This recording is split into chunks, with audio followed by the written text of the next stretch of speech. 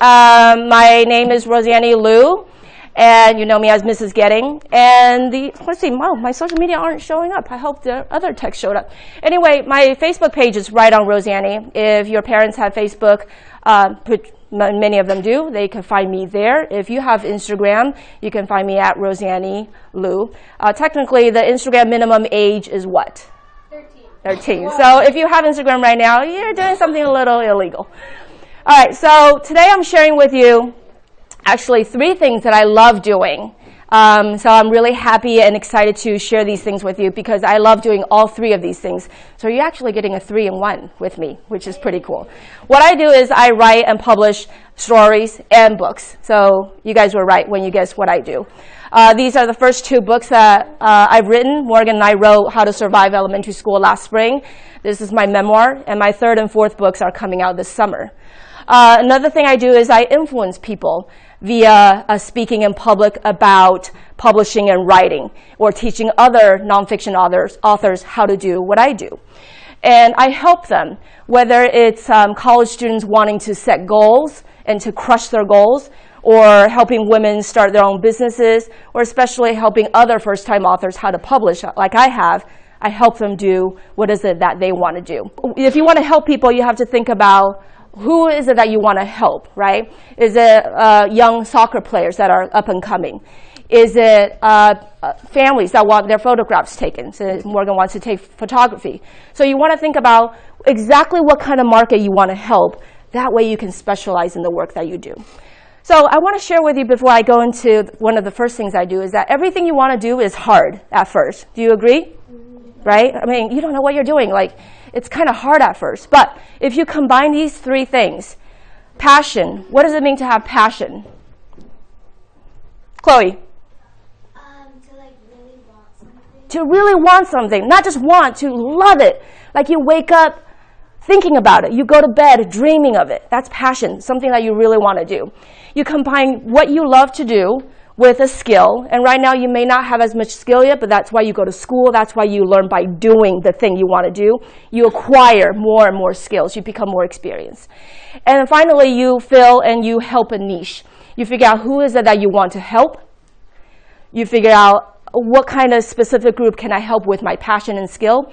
And together with these 3 things, you will probably be happy and successful in what you want to do, right? So the first 2 things are, well, they're all within your control, but as you're still so young, you might want to start thinking about what is it that you're really passionate about? What is it that you wake up thinking about and going to bed dreaming about? That's passion, as you might have heard. But this is where our passion comes in. We love teaching so much, so the money is kind of a side thing. So we love helping people get to their academic goals. This is why we teach. We love helping students in that way. Was there another hand here? Okay, so the benefits for me are I get to meet people from all over the world because my students come from other countries and speak other languages. So when we're not traveling, this is another way for me to travel by meeting my students in the class who are coming from Turkey, who are coming from Egypt, who are coming from South Korea, who are coming from Mexico and El Salvador. So I get to know their cultures and languages without having necessarily to leave the country myself. So that's one of my benefits. I get to help them find common ground because they're all coming from different places, right? I'll help them to acquire a skill that's very important in life, which is to work with other people who are coming from different backgrounds, which all of you have to do at some point in your life. And most of all, what Sadie said, it helps me feel good because I'm helping students. My students are young adults to older adults. Most of my students are 16 and older here on a temporary visa to learn English. So I might be helping them for 3 months at a time or a year or 2 years at a time before they either go back to their countries or advance to the next level here. If you want to do that, right, for newspapers and magazines, the kind of education you need is you need a bachelor's or master's in journalism. You can also go to UCL Extension and take some classes there if you don't want something that's 4 years long. If you don't have that, say after you graduate college, then you decide, oh, maybe I want to be a journalist. So to not get formal education, instead, right now you can get your feet wet. You could write for your school paper. I think Paris Middle School has its own school paper, and Redondo Union definitely have their own student newspaper. You could get your feet wet by writing for the school paper. You could join your school's creative writing club, which Redondo Union definitely has one. I don't know about Paris, but you can research once you get on campus next year. And you could write your stories and publish them on medium.com, which is you could write about anything you want and publish for free on the website medium.com, which I have, or host the stories on your own website or blog. Now, as an author, it's a much longer process. How long does it take to write a book?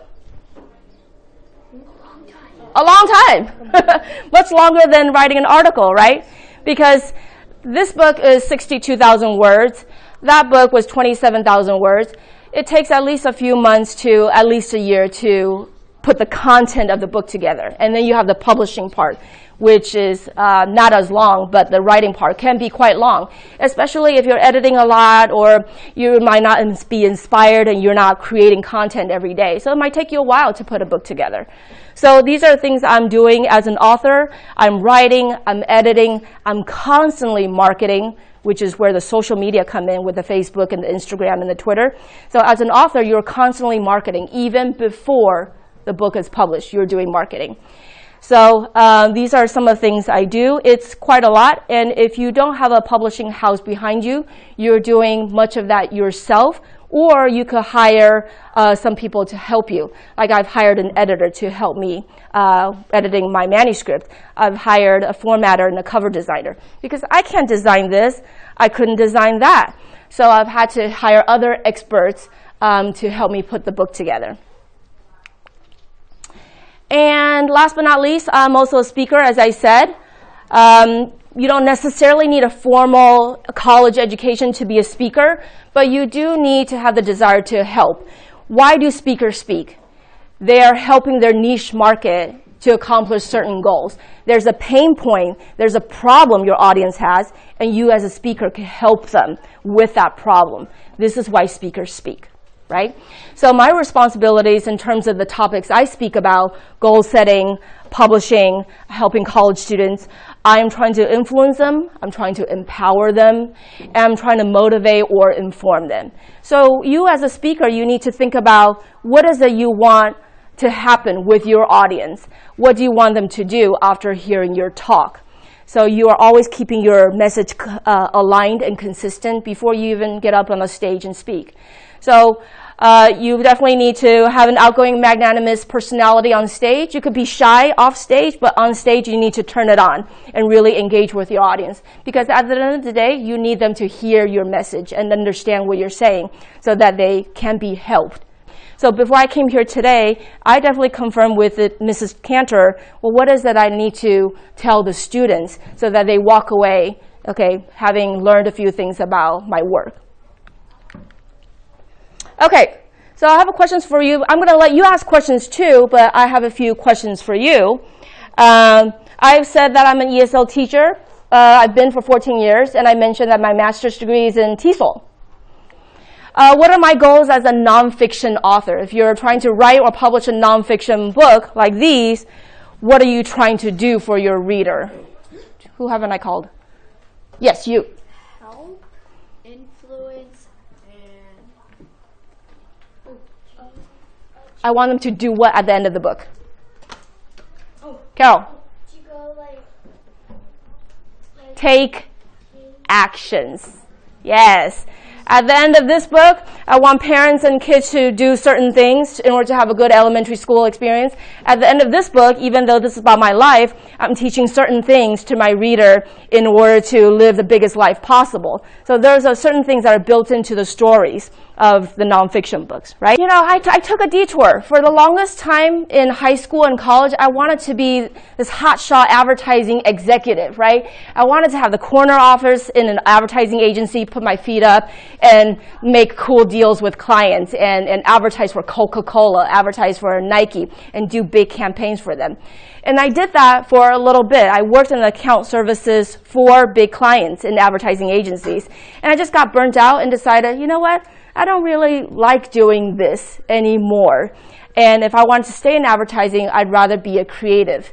So that's when I looked at my career path again and took a career assessment test that told me I would be better off in teaching or nursing. So I kind of fell into teaching and started teaching ESL. And I've been doing that ever since. So what's my point? The point is, where you end up is not necessarily where you begin with, but you definitely need to make sure you have the passion for what you do. And even though you might like it right now, once you start doing that job, you may realize, this is not so much for me. And it's okay to change your direction.